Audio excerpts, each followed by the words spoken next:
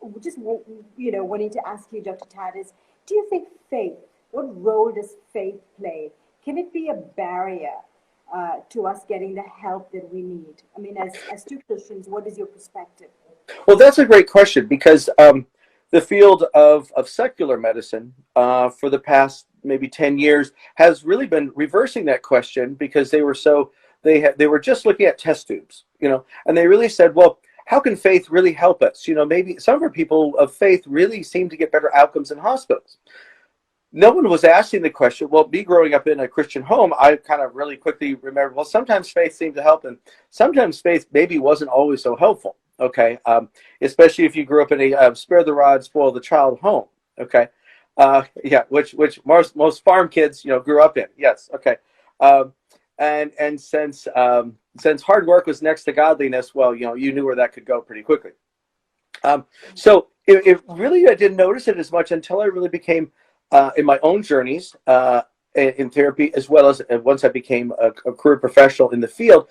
I do find that, yeah, that can cause tremendous issues for all faiths. I have some Muslim clients, I have Christian clients, I have secular people that are secular now, but they were Christian. I have Jewish clients.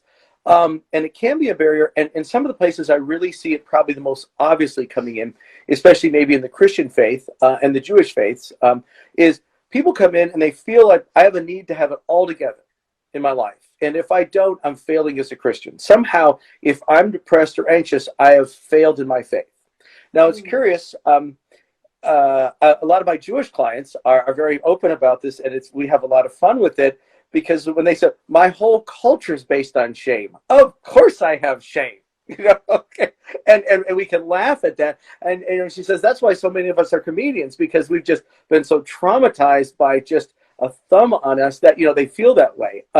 So yeah, others come in and there's so much pressure to have it together. And maybe they do. Their spouse may be an alcoholic, and they're always covering and trying to make everything look perfect, that they're finally just losing their life trying to control other people so they're okay. To which I said, well, oftentimes I'll say, well, let me try this a second. I'm going to start crying and let me see how that affects you. And they say, oh, no, don't. What did I do? I said, no, I'm just going to start crying, and they'll just become unsettled. And they said, now watch this. I'm suddenly going to become angry. Oh, don't become angry at me. I mean, what can we? And I said, well, are you really going to live your life as I flippantly just change my emotions? I can totally control you. All I have to do is change my emotion, and I control you. It's a state we call codependency, where very commonly in addictions was where we first discovered it, where we found that sometimes you could help the addict to get better, and they would sober and go on with their life. And that totally threw the rest of the family. They could hardly recover. When you would think, well, if I sober up mom or dad, everything will be better. And it actually seemingly almost made things worse until they could grow through their trauma from the other person's illness. They could finally work on theirs. And so I find probably shame and guilt are probably the two biggest damaging things that I don't say that faith is necessarily a barrier. Faith is the way they get out of that, but their misinterpretations of their faith causes great destruction in their lives.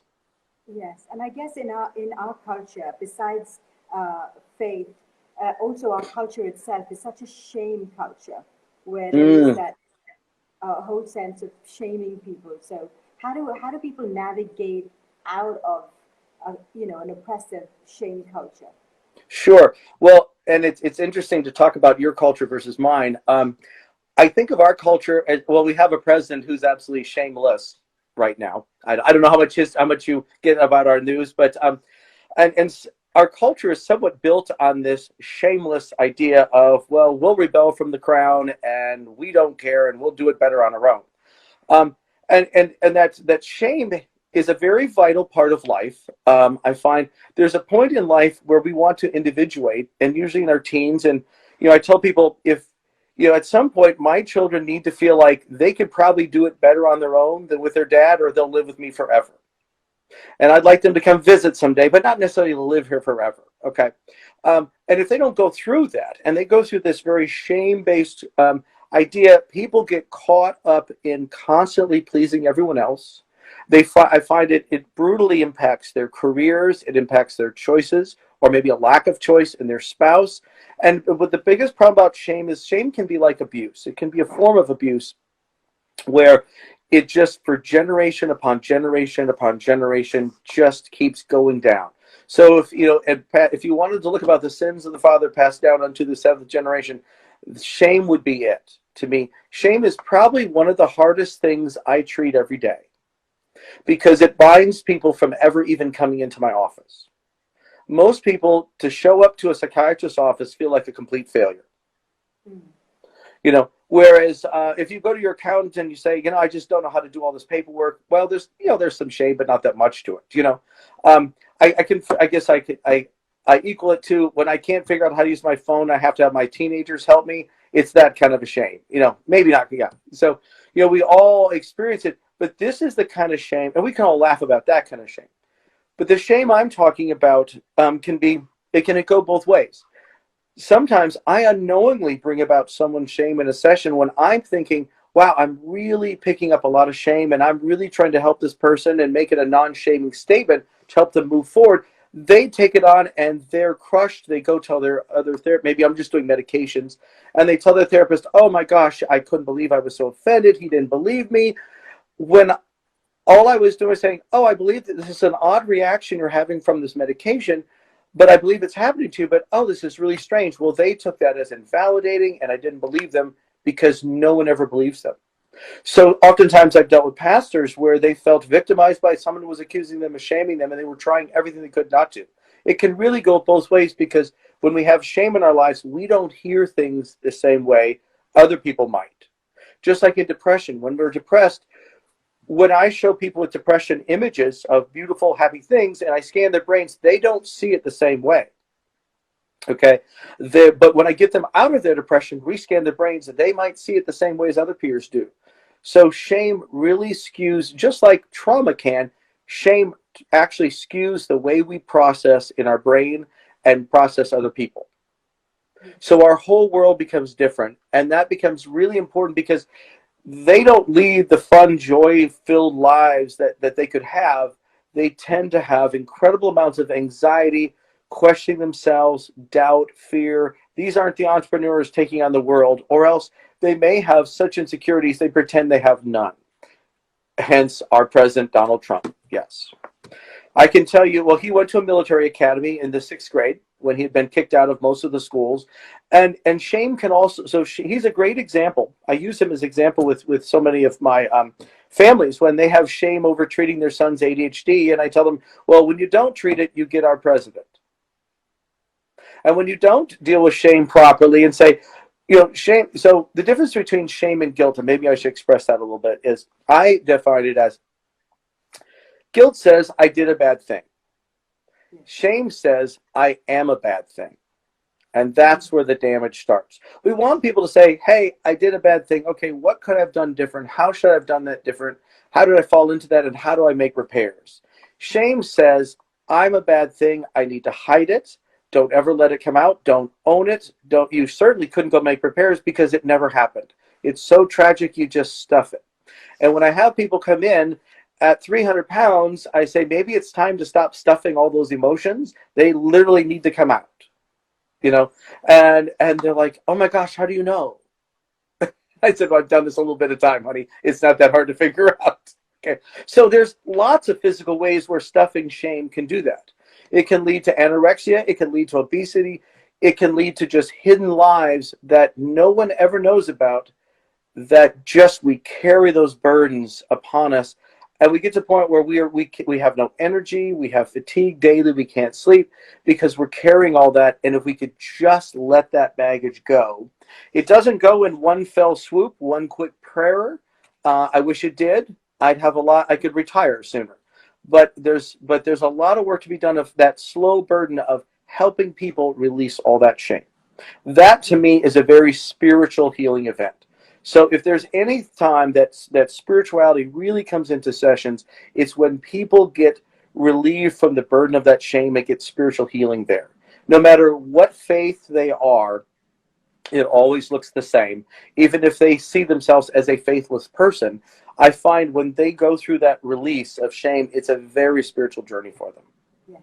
I guess that release of shame is so important, especially when we look at faith and we have this mask that a lot of people wear where, you know, everything is okay.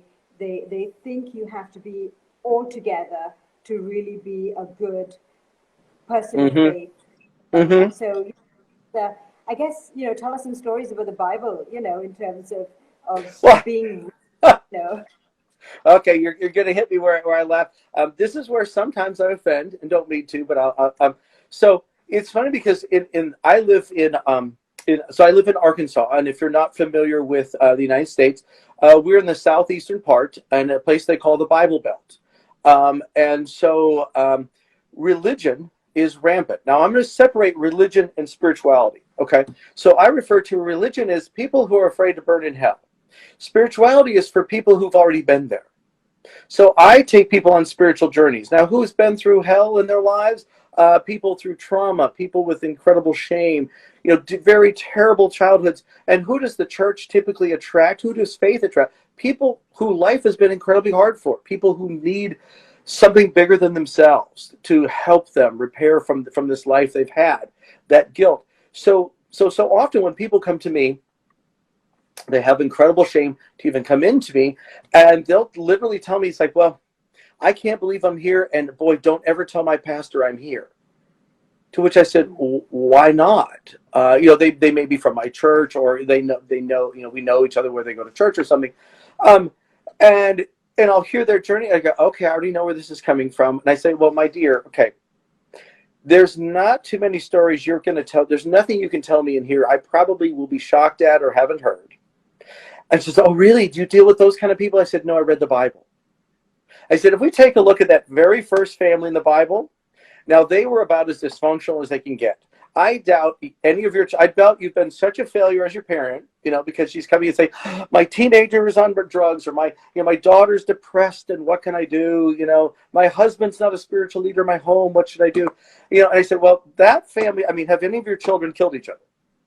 No, probably not. Well, of course not. Well, that was that first family, okay? Or, you know, have you been just such a terrible wife that you convince your husband to eat the wrong apple, you know, from the wrong tree? No, you have not.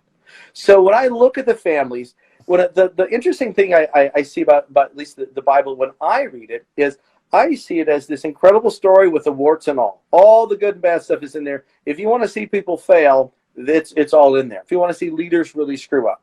To me, there's a lot of mental illness in there. When I look at the first king of Israel, okay, King David, or you know, boy, there's a story where, you know, he's kind of, you know, he's still having a hard time. He's already been told you're gonna be king, and he's being chased around you know, the land by one of the first described bipolars in the Bible. When I read King Saul, boy, does that guy sound manic depressive or what? He never sleeps. He's up all night chasing poor David around. And so I see those stories in there, and I hear mental illness in there, and it's not hard to find. And you can see the cool thing about that book is that the ideas in it is that you can see reconciliation.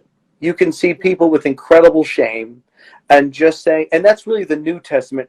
Apparently, people didn't quite see it in the Old, and the New Testament. You could see the story of Christ really bringing the home that idea of, if you want to shame somebody, if you want to stone somebody, go ahead and pick up a stone.